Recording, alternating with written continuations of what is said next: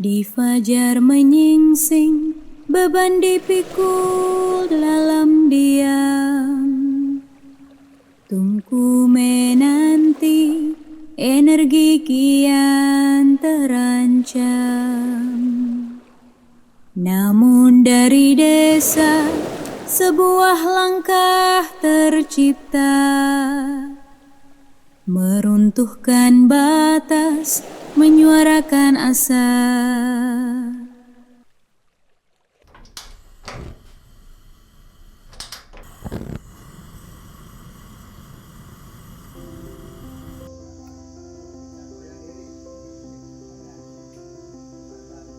Saya Muhammad Juweni, Project Manager di Gema Alam NTB. Nah, Gema Alam NTB mengawali inisiatif ini dari 3 kajian sebetulnya. Yang pertama itu menggali potensi dan permasalahan yang ada di desa dengan pendekatan participatory rural appraisal, kita pakai PRA. Dan kemudian yang kedua itu kita melakukan pendataan disabilitas di desa-desa dengan menggunakan Washington Group Questionnaire, sebuah tools yang direkomendasikan oleh teman-teman dari Himpunan Wanita Disabilitas Indonesia di NTB. Nah, kemudian yang terakhir kami melakukan rapid care analysis. Nah, disitulah kebetulan kami menemukan bahwa perempuan itu bekerja lebih lama tiap hari di desa-desa ini. Perbandingannya kalau perempuan itu bekerja selama 5,3 jam, sedangkan laki-laki hanya 3 jam. Itu pada konteks unpaid care and domestic work. Kata orang tua dulu, kalau perempuan itu harus mandiri, harus bisa bekerja, contohnya pekerjaan rumah seperti memasak, ngambil air, ngurus anak. Dari situlah muncul gagasan dari teman-teman perempuan yang tergabung dalam wadah yang kami sebut Sekra, yang dimana mereka menyadari betul bahwa pekerjaan mereka ini sangat dipengaruhi oleh keberadaan energi. Nah, karena pekerjaan domestik ini sangat lekat dengan energi, akhirnya mereka berpikir, misalnya salah satu persoalan yang mereka hadapi di Lombok itu kalau tiba musim tembakau, tiba musim hajatan, acara-acara besar, banyak orang begawi istilahnya kalau di konteks lokal, itu gas itu sering langka. Jadi dari harga yang misalnya 18.000 sampai 20.000 itu bisa melonjak sampai 30 atau 35.000 di desa-desa. Nah, ini menjadi persoalan yang terus terjadi setiap tahun.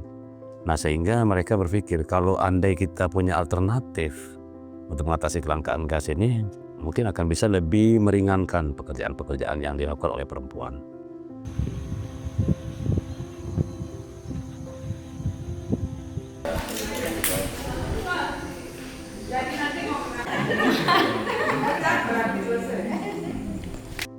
Sekra ini sebenarnya adalah sebuah proses pendidikan kritis yang dilakukan sebagai cara untuk mengorganisir perempuan di desa. Perempuan di desa Rarang itu lebih banyak terikat oleh cara pandang masyarakat yang memandang mereka itu bahwa perempuan lebih baik kerja dari rumah. Perempuan lebih baik mengurus rumah tangga. Jadi mereka seperti terikat oleh pandangan masyarakat bahwa mereka tidak bisa bersosialisasi di luar desa. Tetapi setelah Gema Alam masuk ke desa Rarang dan di sana lebih banyak membuka pemahaman mereka tentang bagaimana mereka harus berbuat, bagaimana mereka meningkatkan kepercayaan diri untuk berbicara di publik. Barulah mereka berani berbicara. Kalau dulu mereka tidak berani berbicara, tidak percaya diri. Makanya banyak dari program pemerintah itu tidak terakomodir dan tidak bisa masuk di RKPDes karena mereka tidak berani menyuarakan.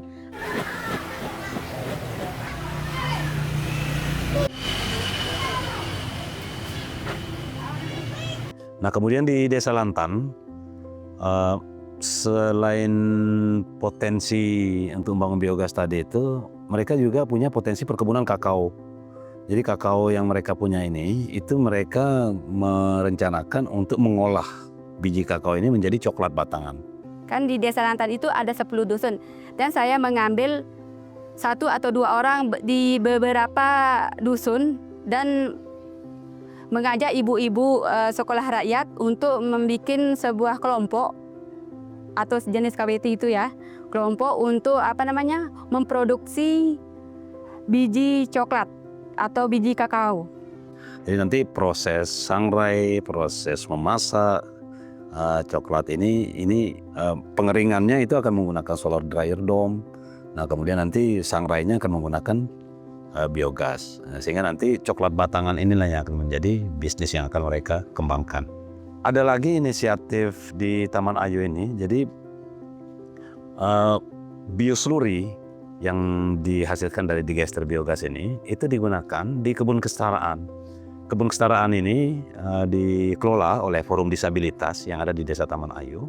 Mereka menanam ada apotek hidup, kemudian juga sayur mayur organik, yang di situ salah satunya diperuntukkan untuk mensupport PMT. Apa itu PMT? Program makanan tambahan ya kali. Nah itu salah satu pemasoknya kebun kesetaraan ini. Nah itu ampas biogasnya digunakan sebagai pupuk di situ. Bedanya dengan kebun-kebun biasa karena di sini namanya juga kebun kesetaraan, semuanya bisa ikut begitu, siapapun mau berkegiatan di sini gitu. Mungkin di sini lebih terlibat itu disabilitas, yang setiap hari ke sini itu disabilitas. Ada yang disabilitas tunawicara itu sering sekali, mungkin dari segi penanaman, perawatan, mungkin dia selalu di sini gitu. Sekra bersama-sama dengan Forum Disabilitas itu terus bergotong royong mengelola kebun ini yang disupport oleh kepala desa secara langsung. Yang paling membanggakan itu justru ini ibu-ibu yang dulunya itu hampir kaku, bergaulnya hanya ya sebatas tetangga ya. Sekarang lumayan mobilitasnya lumayan bagus sekali dan memberikan kontribusi yang cukup signifikan lah dalam pembangunan terutama ya. Nah kalau untuk biogas sendiri, kenapa ini Pak pemerintah desa mendukung adanya biogas itu? Mungkin apakah ada situasi lokalan gitu yang sesuai gitu? Tentu ini hasil diskusi sama ibu-ibu, kemudian diskusi sama teman-teman juga yang bawakan ke program bahwa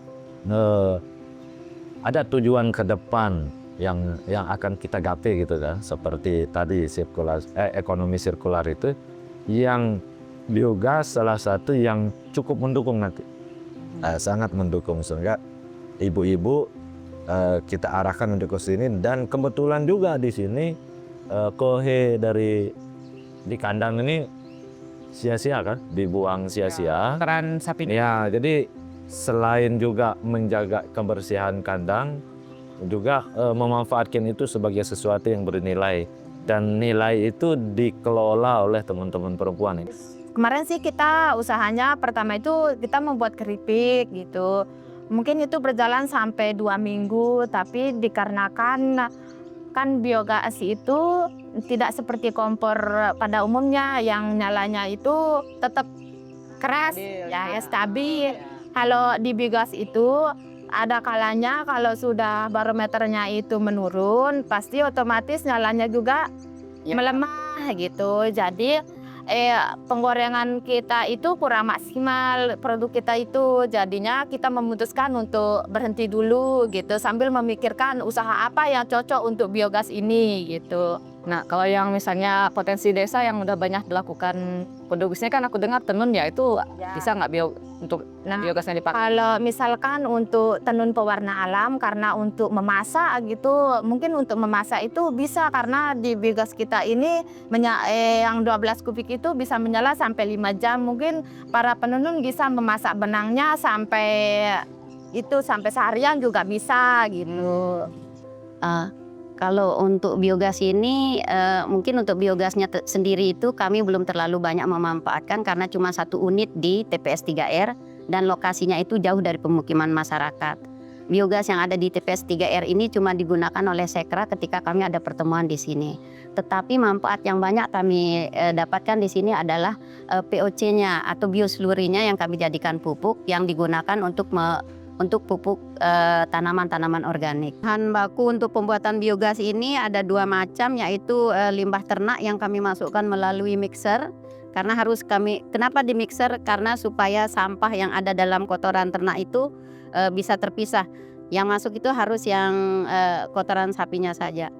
Kemudian untuk sampah organik kami masukkan melalui inlet yang ini dengan campuran air juga, tetapi sampahnya itu harus dicacah atau direndam dulu supaya tidak terhambat nanti di paralonnya. Nah, berarti itu kan bahannya ya. Ya. Nah, kalau berarti contohnya yang kotoran sapinya setelah masuk mixer berarti kemana dia? Sini ini. Ya, bahan-bahan yang sudah kita masukkan ini dia akan masuk ke dalam digester. Di sini di bawah tanah ini ada digester. Dia bentuknya seperti kubah. Nah, disitulah di proses fermentasi untuk menjadi biogas itu terjadi di dalam digester. Nah, bagaimana kita akan ngecek gasnya? Maka kita akan buka kerannya ini. Keran ini, pipa ini akan membawa gas itu sampai ke kompornya nanti. Yang kita masukkan itu komposisinya 1:2, yaitu 1 limbah ternaknya dan 2 air. Dari pupuk organik cair ini ada 2 manfaat yang bisa kita dapatkan. Pertama, tujuan kami yang pertama untuk saat ini adalah untuk menghasilkan uang menambah perekonomian keluarga khususnya anggota Sekra. Kalau untuk yang kedepannya kami sangat berharap banyak petani di Desa Rarang ini menggunakan pupuk organik cair agar banyak lahan yang sudah terkontaminasi oleh pupuk kimia ini bisa dimurnikan kembali oleh pupuk cair ini. Jadi semakin banyak petani yang menggunakan, maka semakin banyak lahan yang akan kami murnikan. Ya, istilahnya kami ikut andil dalam melestarikan dan menjaga bumi dan melestarikan alam. Ya, cuan mengalir, bumi lestari. Nah, semua cerita-cerita baik yang ada di desa-desa ini sebetulnya itu sekaligus menantang kebijakan nasional atau bahkan beberapa kesepakatan-kesepakatan internasional. Jadi keberadaan proyek strategis nasional Dameninting yang salah satu kegunaannya untuk membangun pembangkit listrik tenaga air itu manfaatnya tidak dirasakan oleh masyarakat. Yang ada malah mereka dirugikan dari pembebasan lahan. Kemudian yang paling kontras itu adalah sumber air warga di situ tuh hilang semuanya. Yang ada itu kemudian semua saluran irigasi primer, sekunder itu dialiri oleh lumpur selama proyek pembangunan Dameninting ini. Sumber air mereka hilang sehingga mereka mengalami krisis air bersih selama bertahun-tahun proses pembangunan Dameninting ini. Dari sini kita bisa tarik pembelajaran bahwa transisi energi yang berkeadilan itu dipimpin oleh perempuan dan itu sangat efektif. Gitu. Ini perempuan Sekra di desa-desa ini sudah membuktikan bahwa mereka mampu memimpin proses itu. Nah, sehingga apa yang dikembangkan di situ berdasarkan pengalaman mereka, berdasarkan inisiatif mereka, berdasarkan permasalahan yang mereka hadapi dan krisis mereka itu diatasi melalui inisiatif yang dari potensi yang mereka punya di situ. Mereka berhasil memimpin proses itu di desanya. Harapannya semua pihak harus memberikan ruang kepercayaan terhadap kepemimpinan perempuan di dalam urusan energi ini, terutama bagaimana perempuan mengolah energi di komunitas. Saya yakin perempuan mampu melakukan itu karena kebutuhan bicara soal energi itu lebih banyak dilekatkan pada kebutuhan yang dilakukan oleh perempuan setiap harinya. Jadi perempuan saya meyakini bisa menjadi pemimpin di dalam pengolahan proyek energi terbarukan. Transisi energi yang baik untuk di lokal ya. Pertama dalam transisi ini perlu adanya keterlibatan komunitas ya. Maksudnya supaya perkembangan transisi energi ini nggak cuma mengejar target ada angka transisi energi bersih aja gitu, tapi juga masyarakat sekitarnya mesti siap dan juga paham gitu bagaimana cara mengelolanya, memeliharanya, menjalankannya gitu. Ya, masyarakat itu perlu jaminan dan juga kepastian gitu. Kepastiannya dengan kebijakannya dan juga jaminannya dengan partisipasi yang bermakna.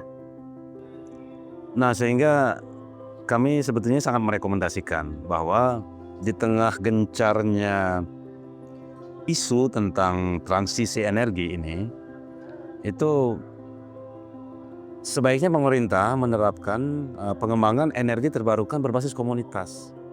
Karena kalau lagi-lagi top down dan skala besar, lalu dia lapar lahan, merusak sumber-sumber air dan sebagainya, itu justru merugikan masyarakat. Justru yang lebih efektif dikembangkan itu adalah yang berbasis komunitas. Jadi kuatkan kapasitas masyarakat, fasilitasi prosesnya, nah sehingga kemudian proses itu bisa mereka kembangkan dengan lebih efektif, lebih adil juga buat mereka.